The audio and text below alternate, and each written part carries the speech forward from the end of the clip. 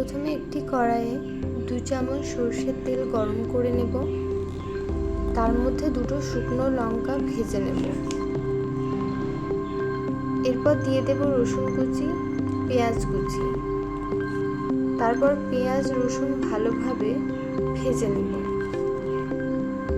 পেঁয়াজ রসুন ভালোভাবে ভাজা হয়ে গেলে এদিকে আমি আগে থেকেই শাকগুলো ভালোভাবে কেটে ধুয়ে রেখেছিলাম, সেই শাকগুলো দিয়ে দেব।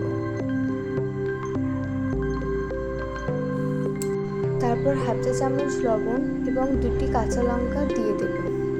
এবার শাকটা ভালোভাবে মিশিয়ে নেব।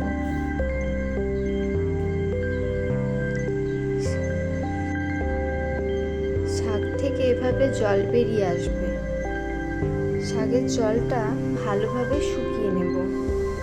শাকটা এভাবে ভাজা ভাজা হয়ে গেলে কড়াই থেকে এভাবে তুলে নেব। তাহলেই রেডি আমাদের লাল শাক ভাজা।